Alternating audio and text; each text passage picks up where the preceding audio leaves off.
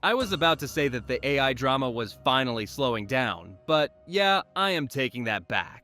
In just a few months, we have seen the EU roll out the first big AI law in the world. The United States under Trump rip up the last administration's rulebook and shout, "Remove barriers to AI." China tighten its rules on generative models, the UK hosts safety summits, and India calmly say, "We do not even need a separate AI law for now."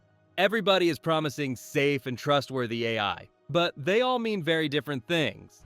The result is a global shouting match over who gets to control this technology and whether the rules will protect people or just protect power. So today, I am going to ask AI 3 blunt questions about the massive debate over AI regulation, and we are going to let our special guest ChatGPT answer.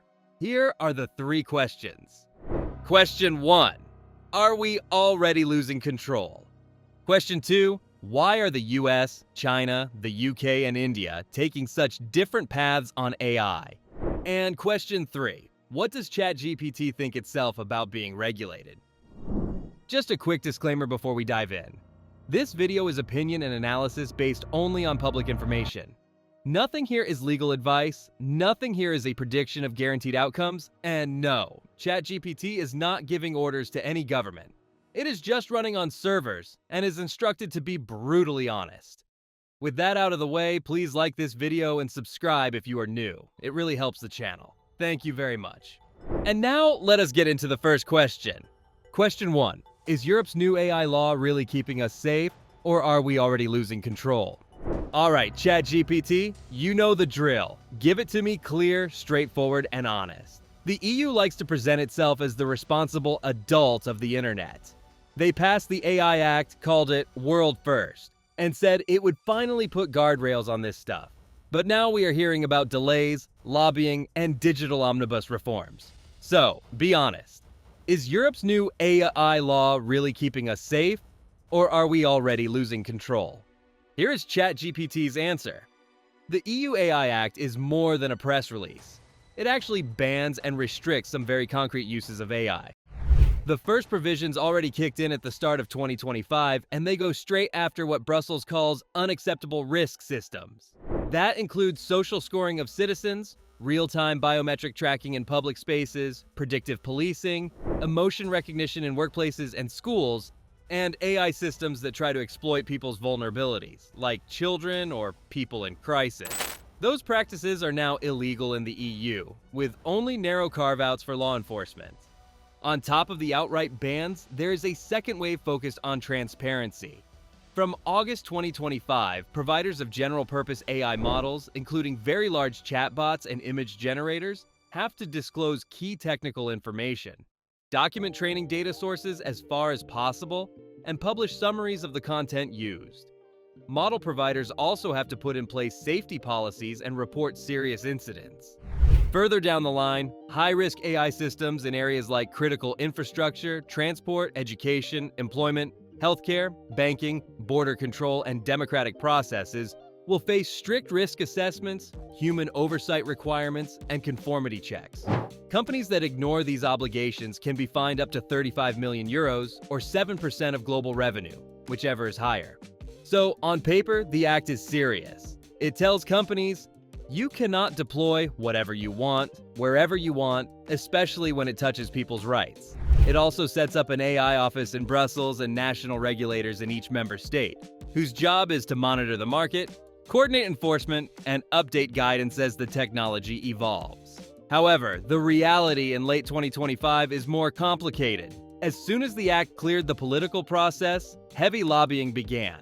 Tech giants, European industry groups, and even some member states warned that strict rules on high-risk AI could scare away investment and slow down Europe's already fragile digital sector. They asked for more time, more flexibility, and more pro-innovation language.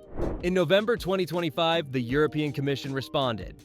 It announced that some of the toughest obligations for high-risk systems would be delayed until late 2027 instead of mid-2026 as part of a broader package to simplify digital regulation. The same package floated changes to data protection rules that would make it easier for companies to reuse data, including potentially personal data, to train AI models. The Commission insists this is not deregulation, but better regulation. In practice, it means citizens will have the benefit of bans on the worst surveillance practices, and they will get more transparency from big AI models quite soon. But they will have to wait longer before day-to-day high-risk systems are really forced through strict checks. My honest take: the AI Act is both a landmark and a compromise. The bans are meaningful, the transparency rules matter, and the fines are big enough that companies are paying attention. But the delays and technical clarifications show how quickly a strong law can be softened once enforcement gets close. If regulators are well-staffed and willing to push, the act can still change how AI is built, especially in Europe. If enforcement is timid and the grace periods keep stretching, it risks becoming another GDPR story. Big headlines, messy real-world impact, and a lot of power still in the hands of the largest firms. So the short version is, yes, the EU actually did something, but also yes, lobbyists immediately showed up with spreadsheets and panic faces, and somehow whole parts of the law slid a couple of years into the future. That's classic. I will say this though, at least in Europe, there is now a clear answer to basic questions like, can my government run a social credit score on me with AI? Or, can my school force me to sit in front of a camera that tracks my emotions? The answer is simply no. In a world where a lot of countries are still thinking about it, that really does matter. On the flip side, if you are waiting for the AI Act to magically stop every creepy or unfair use of AI in Europe, that is not happening. There will still be systems that slip through, and enforcement will depend on budgets, politics, and legal fights. So, is the act saving people from rogue AI or being gutted? Right now, it is a partial win with a very long to-do list. Before we move to question 2, please take a moment to like the video and subscribe to the channel. Much appreciated. Thank you. You're so kind. Question 2. Why are the US, China, the UK, and India taking such different paths on AI? Europe is writing entire novels of AI rules, while the US is basically doing the opposite. Trump says he wants to remove barriers, Congress keeps talking in circles, and somehow there's still no big national AI law. Meanwhile, China, the UK, and India are all racing off in totally different directions. Hi ChatGPT, could you please break this down for a normal person who doesn't live on policy Twitter? What on earth is happening here? Why are the US, China, the UK, and India taking such different paths on AI? Okay, here's ChatGPT's answer. I start with the United States. At the federal level in late 2025, there is no single AI law, just a mix of older rules, sector regulators, and a new political message. Go fast and do not let regulation hand victory to China. On January 20th, 2025, hours after being sworn in again, President Trump revoked the previous administration's AI executive order and replaced it with new orders about removing barriers to American leadership in AI and rapidly building domestic AI infrastructure. Those orders instruct agencies to support data centers, chips, and research, streamline permits, and avoid new rules that could slow AI development unless there is a very strong reason. In April, the White House Budget Office followed up with guidance pushing agencies to adopt AI more actively and modernize procurement, pitching it as a way to save money and improve services while still promising basic safeguards. By the summer, Trump had also signed orders targeting what he calls woke AI, telling agencies to prefer models he sees as truthful and ideologically neutral, and stripping diversity and climate conditions from some AI-related infrastructure projects. Meanwhile, Congress is full of AI-themed bills, from research funding to deepfake rules, but the parties disagree on how tough new guardrails should be, and tech lobbying is intense. So far, most bills have stalled, and the US relies on existing consumer protection and civil rights laws, plus voluntary commitments from major companies. Now look at China. China was the first major power to roll out binding, detailed rules for recommendation algorithms, deepfakes, and generative AI. Since 2023, providers of generative AI services have had to register with regulators, undergo security assessments, label AI-generated content, and ensure their models do not undermine national security or social stability and align with core socialist values. In 2025, China's market and standards bodies published national standards for generative AI security, effective November 1st, which add technical guidance on data management, content filtering, and robustness. So China's approach is not to slow AI in general, but to keep it tightly controlled so that powerful models never challenge party control. The United Kingdom sits somewhere in between. It does not have a big AI act, and its strategy talks about a pro-innovation approach that relies on existing regulators for sectors like finance, health, or competition. But at the same time, the UK has created an AI Safety Institute and turned itself into host of high-profile safety summits. In 2023, it held the AI Safety Summit at Bletchley Park, which produced the Bletchley Declaration, where dozens of countries agreed that frontier AI poses serious risks and deserves international cooperation. By 2025, ministers were signaling that some of the voluntary safety commitments made with big AI developers would be turned into binding obligations, and that the AI Safety Institute would get stronger powers and more independence. Finally, India. India's AI market is exploding, but the government has decided it does not need a dedicated AI law yet.